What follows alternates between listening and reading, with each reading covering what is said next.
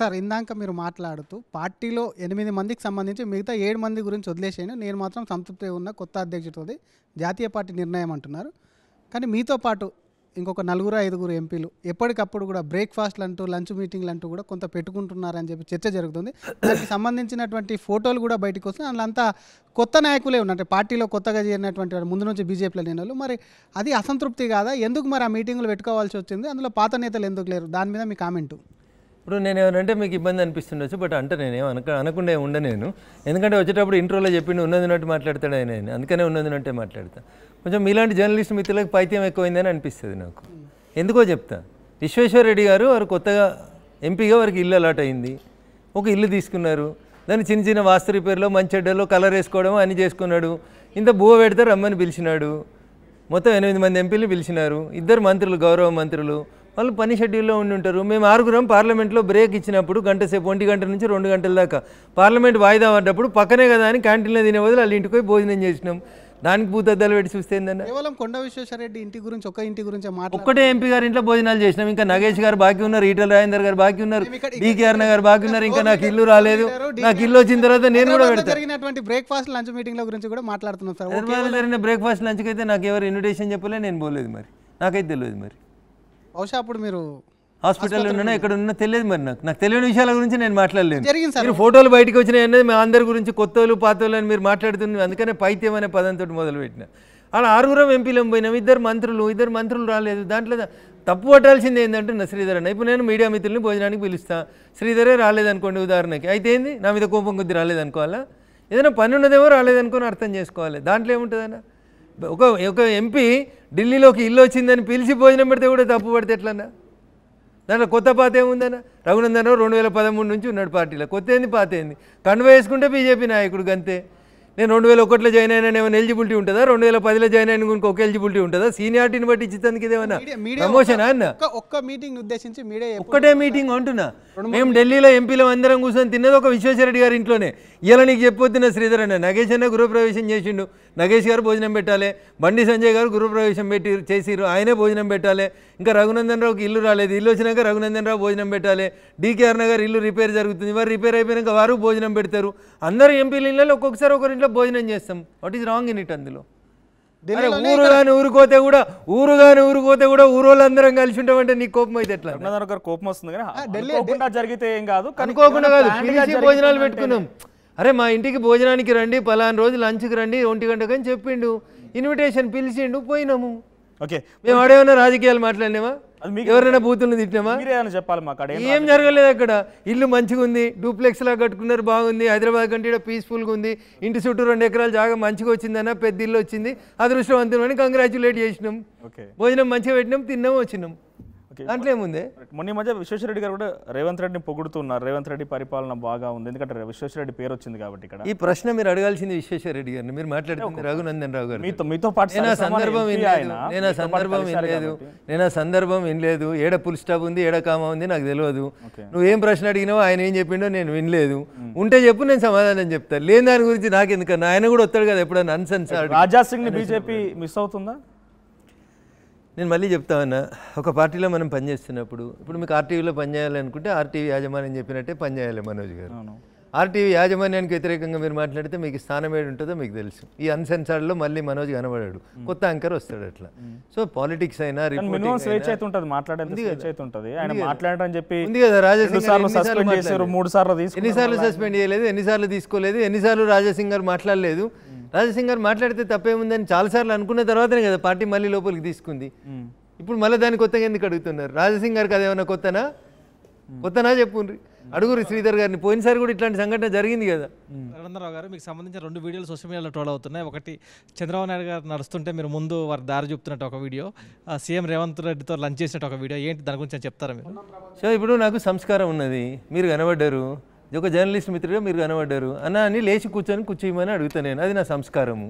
చంద్రబాబు నాయుడు నాకంటే వయసులో పెద్దోడు. బండారు దత్తాత్రేయ గారు ఆయన జీవిత కథ సంబంధించి ఒక పుస్తకం రాసి శిల్పారామంలో అందరు ఎంపీలకి, మళ్ళీ చెప్తున్నా, మీరు కావాలంటే ఆ రోజు మొత్తం పొద్దంతా ప్రోగ్రాం చూడండి, ఒక్కొక్క ఎంపీకి ఒకరు 2 వీఐపీలని రిసీవింగ్ ప్రోగ్రాం పెట్టినారు.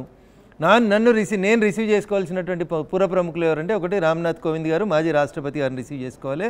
2 గౌరవనీయులు ఆంధ్రప్రదేశ్ ముఖ్యమంత్రి చంద్రబాబు నాయుడు గారిని కారు దిగిన దగ్గర నుంచి తీసుకొచ్చి స్టేజ్ మీదకి తీసుకొచ్చి మళ్ళీ కారులో కూర్చోబెట్టేదాకా నాకు ఆ 2 పెద్ద మనుషుల రిసీవింగ్ అండ్ సెండ్ ఆఫ్ బాధ్యత నాకు మీరు చేయాలని ఆనరబుల్ గవర్నర్ బండారు దత్తాత్రేయ గారు నాకు చెప్పినారు.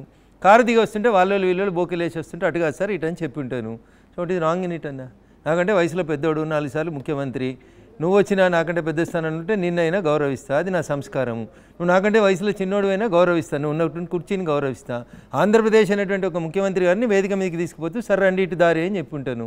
నేను ముందే పోవాలి, రిసీవ్ చేసుకున్నాడు ముందు పోకపోతే వెనక పోతే ఎట్లయితుంది? ఇదేం ప్రశ్న అన్న? నేనేమన్నా ఎడ్లబండి నడుపుతున్నాను? ఎడ్లబండి నడిపితే వెనుకుండాలి. నేను ఆయన రిసీవ్ చేసుకొని స్టేజ్ కాడికి తీసుకుపోవాలి, ముంగట ఉండకపోతే ఏడుంటారు? సార్ ఇటువైపు అని తోవ చెప్పినాను. ఇప్పుడు నేను స్టూడియోలోకి వచ్చిన, కిందికి వెళ్ళి 2 జర్నలిస్ట్ మిత్రులు పైకి తోలుకొచ్చారు, నాకు తెలియదు కాబట్టి తోలుకొచ్చిర్రు. గదాన్ని ఎట్లా తప్పు పడతారే? లిఫ్ట్ గీడు ఉంది, గిటుంటాయి రండి అని తోలుకొస్తారు. ఇంత దిగజారిపోయి పైత్యం అయితే ఎట్లయితుందన్న? ఇంకోటి ఏందన్న, రెండోది ఏంది? రేవంత్ రెడ్డి గారు మంత్రులతో పొన్నం ప్రభాకర్ మా సిద్దిపేట జిల్లాకు సంబంధించినటువంటి గౌరవ మంత్రి గారు, కాంగ్రెస్ పార్టీ నుంచి సిద్దిపేట జిల్లాలో ఉన్నటువంటి నియోజకవర్గాలు సిద్దిపేట, దుబ్బాక, గజ్వెల్ 3, మా పక్కన ఉన్నటువంటి కరీంనగర్ పాత జిల్లాలో ఉన్నటువంటి ఉస్నాబాద్ టెక్నికల్గా ప్రస్తుతం సిద్దిపేట అనేటువంటి రెవెన్యూ జిల్లాలో ఉంటుంది. ఉస్నాబాద్ నుంచి గౌరవనీయులు పొన్నం ప్రభాకర్ గారు ఎమ్మెల్యే గెలిచారు, రాష్ట్ర కేబినెట్లో మంత్రి. పొన్నం ప్రభాకర్ గారు 2 సార్లు ఫోన్ చేసి అన్న బోనాల భోజనాలు పిలుస్తూ ఉన్నాం ఇంటికి, మా జిల్లా పార్లమెంటు సభ్యుని మీరు రండి అని చెప్పి 2 సార్లు పిలిచినాడు. నాకు అప్పటికే ఆపరేషన్ అయ్యి సర్జరీతో ఉన్న బ్యాండేజ్ కూడా ఉంది కాలుకి. అన్న నేను రాలేను, ఇబ్బంది ఉంటుందా అన్న. అరే 10 నిమిషాలన్నా భోజనం చేసిపో అన్నాడు. పోయినాను. అక్కడ పోయినప్పుడు నేను అట్లా కుంటుకుంటూ మెల్లగా నడుచుకుంటూ పోతుంటే అదే సమయంలో ముఖ్యమంత్రి గారు అటు వస్తున్నారు డైనింగ్ ఏరియా వైపు. ఏమైంది రాగన్న అని అడిగి చేయబట్టి తోలుకుపోయినాడు. కూర్చోవడం పక్కన అంటే కూర్చున్నాను, దాంట్లో తప్పేముందన్న? నేను ఏమైనా సాటుకోయి భోజనం చేసినా? మేము ఇద్దరం ఒక రూమ్లోకి పోయి తలపెట్టుకొని మాట్లాడుకున్నామా? నా చుట్టూ ఇంకా చాలామంది ఉన్నారు. ఎవరెవరు ఉన్నారు? గుత్తా సుఖేందర్ రెడ్డి గారు ఉన్నారు, శాసన మండలి చైర్మన్ గారు ఉన్నారు. ఆ టేబుల్ మీద శ్రీధర్ బాబు గారు ఉన్నట్టున్నారు. ఇంకా చాలామంది మంత్రులు. ఒక రౌండ్ టేబుల్ మీద 8 మందిని కూర్చున్నాం. 8ట్లో నేను ఒక్కరిని. శతకోటి లింగాలలో నేనో లింగం. ఆడ 200 మంది భోజనం చేస్తుంటే నేను ఒక్కరిని అందులో. మేమిద్దరం ఏమైనా పక్కకు పోయి 1 to 1 మాట్లాడుకున్నామా అన్న? ఏం మాట్లాడుకోలేదు కదా. అలా ట్రోల్ చేయాల్సింది ఏముంది? రఘునందన్ రావు అనేటువంటి రాజకీయంగా ఎదుర్కోవడం చేతగాని కొజ్జానా కొడుకులు రఘునందన్ రావుని భూతద్దంలో పెట్టి చూపించడం చేసేటువంటి ప్రయత్నం. ఎందుకు రేవంత్ రెడ్డి కలిసి షేకండి ఇయ్యడా? కేటీఆర్ అనేటోడు ఇయ్యడా? హరీష్ అనేటోడు ఇయ్యడా? ఎవడు ఇయ్యడన్నా? ఎందుకట్లా మనుషుల వ్యక్తిత్వాన్ని ఎందుకు హననం చేయాలనుకుంటారు? వీళ్ళంతా పొద్దుకు మాట్లాడుకునే బాపతకాలు కాదా? నేను ఏదైనా పగటిలే మాట్లాడితే ధైర్యంగా కలుస్తా. నాకు ఆ ధైర్యం ఉంది, ఏం చేసినో చెప్తా కూడా. నేను చెప్పినా కదా, మీతో ఎవరు ఎప్పుడు కలుస్తలేరా రేవంత్ రెడ్డి అనే ముఖ్యమంత్రిని? ఏ ఎమ్మెల్యే నుంచి, టీఆర్ఎస్ ఎమ్మెల్యే నుంచి ముఖ్యమంత్రి గారిని కలిసే కార్యక్రమాలు ఆయన నడుస్తలేవా? పద్మనాభం తీసుకుపోయి నిండు శాసనసభలోనే కలిసి వచ్చిండు కదా. పక్కన యాంటీ రూమ్లోకి హరీష్ రావు అనేటువంటి సిద్దిపేట ఎమ్మెల్యే. కేటీఆర్ ఎన్నో రేవంత్ రెడ్డి గారిని కలుస్తలేరా? మిమ్మల్ని ఎదుర్కోలేక రాజకీయాలలో ఉన్నప్పుడు పక్క పార్టీలు కలిసినా రిపోర్టర్లు కలిసినా సంస్కారం ఉన్నవాడు నమస్కారం పెడతాడు. అది నీకు లేకపోతే నేనేం చేయలేను. ఆ వీడియోలలో నన్ను ట్రోల్ చేసేందుకు టీఆర్ఎస్ పార్టీ ఒక 200 మందికి జీతం ఇచ్చి పెట్టుకున్నది.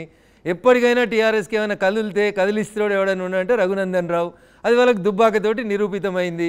రెండోసారి నిరూపితం ఎప్పుడైంది? 17 ఎంపీలలో ఒక్క ఎంపీ టీఆర్ఎస్ గెలుస్తుందని మీలాంటి జర్నలిస్టులు ఎక్సెప్ట్ ఆర్టీవీ మిగతా మీడియాలన్నీ కోడై కూసినప్పుడు మొట్టమొదటిసారిగా ఆర్టీవీలో ఉన్నటువంటి మీ యాజమాన్యమే ఒక సర్వే రిపోర్టుని ప్రకటించిన రోజు చాలా స్పష్టంగా చెప్పింది.